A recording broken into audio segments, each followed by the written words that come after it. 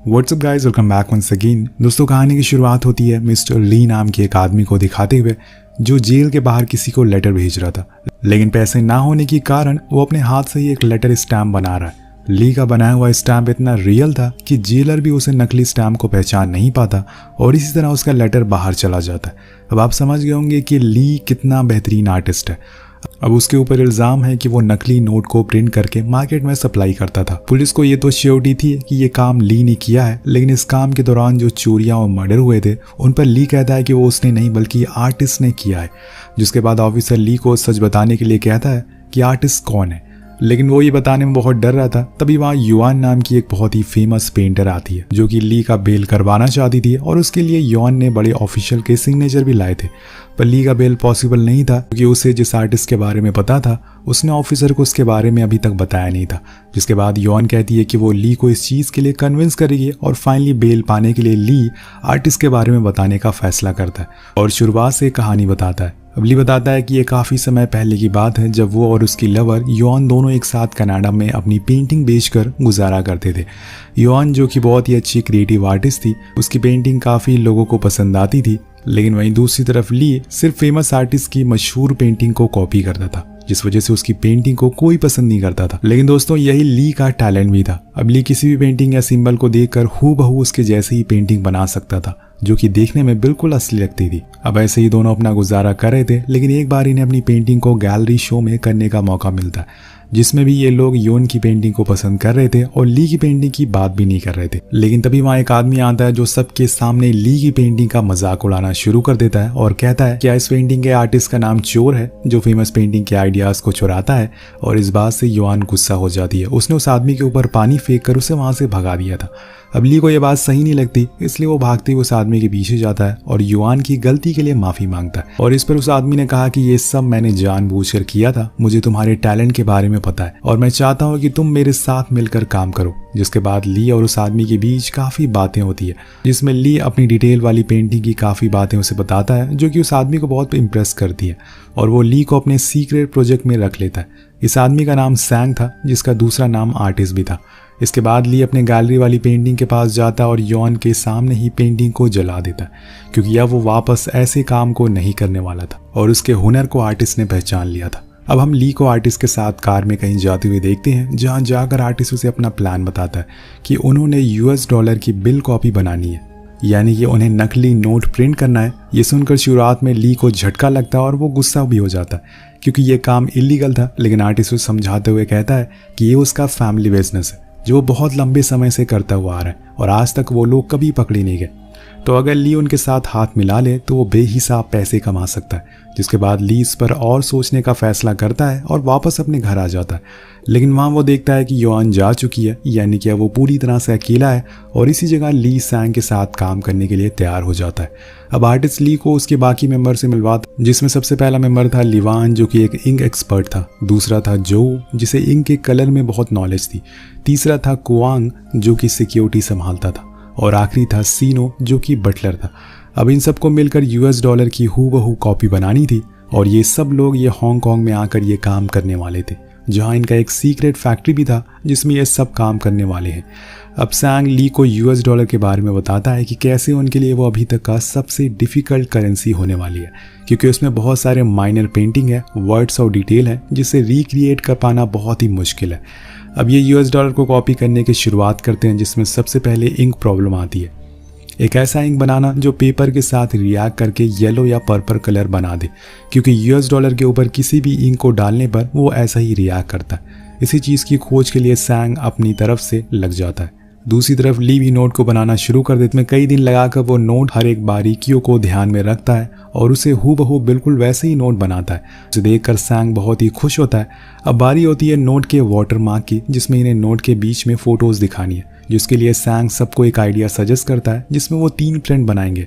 Watermark वाला print को बचे 2 प्रिंट के बीच में डालेंगे जिससे कि वाटरमार्क इफेक्ट आ सकता है और ये आइडिया सबको पसंद भी आता है। अब धीरे धीरे करके इनका डॉलर पूरा बनता जा रहा था, लेकिन फिर भी उसमें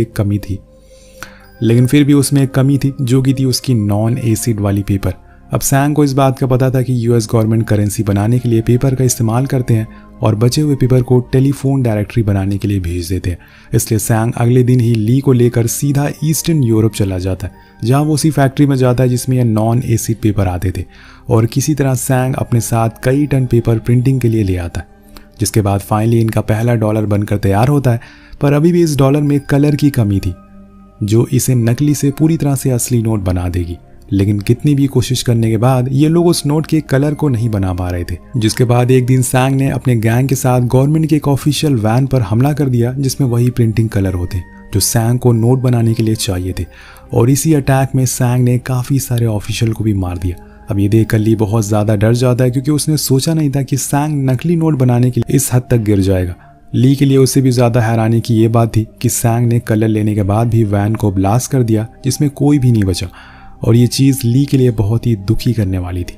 अब कलर मिलने के बाद जो फाइनल करेंसी सैंग की टीम बनाती है वो बिल्कुल रियल नोट से भी ज़्यादा रियल लग रही थी, जो कि फाइनली अब क्लाइंट के पास जाने के लिए तैयार थी। और बस कुछ ही हफ्तों में सैंग पूरी दुनिया में अपने क्लाइंट को ये नोट सप्लाई करने लगता है, जिससे रातों रात वो अरबपति बन जाता है। और अब उसे अपने एक स्पेशल क्लाइंट से डील करनी थी, लेकिन उससे पहले कनाडियन अथॉरिटीज़ को इस बात की पता लग जाता है कि उनके कंट्री में कहीं से फेक करेंसी सर्कुलेट हो रही है, जिसके लिए वो लोग हांगकांग से स्पाई एक्सपर्ट, ताकि फ्यूचर में जब भी उनका कलर खत्म हो जाए तो वो लोग और नोट प्रिंट कर पाए। और कई दिनों की मेहनत के बाद फाइनली वो ऐसा कलर बना भी लेता है जो एक तरफ से दिखने में गोल्ड था और दूसरी तरफ से दिखने में ग्रीन, और यही वो कलर था जो इनके लिए एक बड़ी प्रॉब्लम बन रही थी। अब ली जब ये बात सैंग को बताता है तब सैंग ली से बहुत खुश होता है और उसे अपने साथ अपने स्पेशल क्लाइंट से डील के लिए ले जाता है, जो कि बहुत ही खतरनाक आदमी था। अब सैंग डील की जगह पर पहुंचता है, ली को एक ट्रिगर देता है और कहता है कि जब मैं कहूं तभी उस ट्रिगर को छोड़ देना। इसके बाद सैंग बॉस से डील के लिए चला जाता है, जहां बातों बातों में पता चलता है कि बॉस ने सैंग के डैड को मरवाया था और सैंग आज यहाँ डील करने नहीं बल्कि उसी चीज़ का बदला लेने आया है। जिसके बाद दोनों में बहस हो जाती है और ली सैंग के कहने पर ट्रिगर को छोड़ देता है, जिससे वहाँ खड़ी गाड़ी में एक धमाका होता है और चारों तरफ गोलियां चलना शुरू हो जाती है, ब्लास्ट हो जाते हैं, चारों तरफ फायरिंग होती है। इसमें सैंग लगभग बॉस के सभी लोगों को मार देता है, पर तभी ली बॉस की एक मेंबर साओ को देखता है जो कि जल रही थी, और ली जाकर फिर से साओ को बचा लेता है। अब यहाँ साओ की आग में जलने की वजह से उसका आधा चेहरा खराब हो गया था, इसलिए उसकी प्लास्टिक सर्जरी करवाई जाती है, जिससे उसे नया चेहरा दिया जाता है और सैंग आकर उसे एक फेक पासपोर्ट भी देता है जिसमें उसका नाम होता है युआन, जो कि ली की गर्लफ्रेंड का नाम था। आगे जाकर साओ को ये भी पता चलता है कि युआन ली की गर्लफ्रेंड है, और यहाँ तक कि उसे जो चेहरा दिया गया है वो भी युआन का ही है, और उसे ये बात अच्छी नहीं लगती। अब सैंग का जी के साथ डील का समय पास आ रहा था और सैंग को उस वक्त इस डील में कुछ तो गलत लगा, क्योंकि जिस तरह से जी, जिसका कोई पास्ट रिकॉर्ड नहीं है, वो उनका अचानक क्लाइंट कैसे बन जाता है, और सैंग यहाँ पर सही भी होता है। अब हर चीज़ को शुरुआत से पता करने के बाद सैंग को पता चलता है कि जी कोई बाया नहीं बल्कि एक स्पाई है, लेकिन जी उसके करीब आया कैसे। जिसके बाद सैंग को पता चलता है कि उसी की टीम मेंबर जोउ ने नकली नोट से कनाडा में एक ओल्ड चाइनीज़ क्लॉक खरीदी, और इसी वजह से पुलिस ऑफिसर को नकली नोट का पता चला और उसी के ज़रिए वो लोगों ने सैंग को अपने स्पाई भेजे। अब सैंग सबसे पहले जोउ को ढूंढता है और उसे मार डालता है, क्योंकि उनके बिजनेस का ये वसूल है कि उनके बनाए हुए नोटों से कोई भी मेंबर कुछ खरीद नहीं सकता। लेकिन अब जोउ ने ये रूल तोड़ दिया था, जिस वजह से उसे अपनी जान गंवानी पड़ती है। अब जैंग जोउ को तो मार डालता है, लेकिन वो फिर भी जी के साथ डील कैंसिल नहीं करता, और इसका कारण था कि वो जी को भी मारना चाहता था। इसलिए वो डील वाले दिन जी से मिलने आता है और मौका देखकर उसे भी मार डालता है। अब आगे सैंग ली के सामने उसकी गर्लफ्रेंड युआन और उसके फियांसे को लेकर आता है, और ली उसके फियांसे को मारने के लिए कहता है, लेकिन ली ऐसा नहीं करता और उल्टा सैंग पर ही गन पॉइंट करके चला देता है, जिससे वहाँ पर अंधाधुंध फायरिंग होना शुरू हो जाती है और इसमें युआन के फियांसे की मौत हो जाती है। अब इस पूरे हादसे में ली भी फायरिंग में मारा जाता है और साओ पीछे से सैंग के मेंबर पर फायरिंग स्टार्ट कर देती है, जिसमें हर एक मेंबर मार दिया जाता है, सिर्फ सैंग ही बचता है। एंड में सैंग और ली एक दूसरे के सामने होते हैं और इस बार ली सैंग को शूट करके मार डालता है। अब इस पूरे क्लैश के बाद वहाँ पर ऑफिसर का आना पक्का, इसलिए साओ ली को लेकर वहाँ से दूसरी जगह चली जाती है। अब कुछ दिनों बाद ली को पता चलता है कि ऑफिसर को सैंग की बॉडी नहीं मिली, यानी कि वो भी जिंदा है और वो उसे बदला भी लेगा।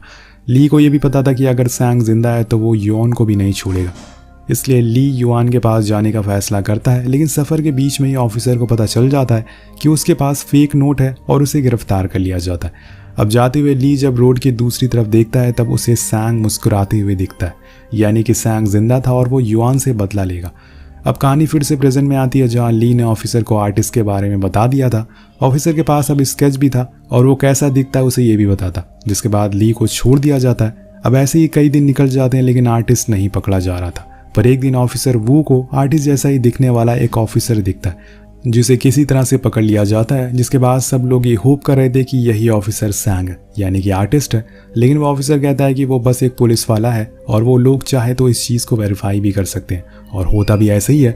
वो ऑफिसर एक नॉर्मल ऑफिसर होता है, लेकिन फिर ली ने जिस आदमी का चेहरा बताया था वो कौन था, और यहाँ पर खुलता है मूवी का मेन प्लॉट। असल में आर्टिस्ट या सैंग जैसा कोई आदमी था ही नहीं, ये सब बस ली का बनाया हुआ प्लान था। ली ही वो था जिसने फेक करेंसी प्रिंट करने का प्लान बनाया। उसने पूरी दुनिया में सप्लाई किया, जितने भी लोग इसमें मारे गए उन सबको ली ने ही मारा था। आर्टिस्ट जिसका चेहरा ली ने ऑफिसर को बताया था, वो उस ऑफिसर का चेहरा था जिसने ली को एयरपोर्ट से जेल लाया था। अब वो इस बात को समझ जाती है और वो सीधे ली को फिर से पकड़ने के लिए निकल जाती है। दूसरी तरफ हम ली और सौ को देखते हैं, जो फिलीपीन जा रहे थे, लेकिन तभी बीच में बोट रोक कर साओ कहती है कि उसे पता है कि ली उसे नहीं बल्कि उसके ऊपर लगे योन के चेहरे से प्यार करता है, लेकिन वो ली के साथ ही रहना चाहती है। तब तक वहां पर ऑफिशियल आ जाते हैं जो कि ली के बोट को चारों तरफ से घेर लेते हैं। पर यहाँ साओ का कुछ और ही प्लान था। साओ ने पहले ही बोट पर बॉम्ब लगा लिए थे और ट्रिगर दबाते ही पूरी बोट धमाके से फट जाती है और साओ और ली दोनों की वहीं मौत हो जाती है। अब कहानी की एंडिंग में हम वू को असली युआन से मिलते हुए देखते, जहां वो ली की फोटो दिखाकर उससे पूछती है कि क्या वो इस आदमी को जानती है, जिस पर युआन कहती है कि हाँ वो इसे जानती है और वो एक समय पे उसका बॉयफ्रेंड था, लेकिन ये बहुत पहले की बात है। और इसी तरह से ये कहानी यहीं खत्म हो जाती है। तो आपको कहानी कैसी लगी नीचे कमेंट करके जरूर बताएगा। मिलते हैं अगली वीडियो में। Peace out.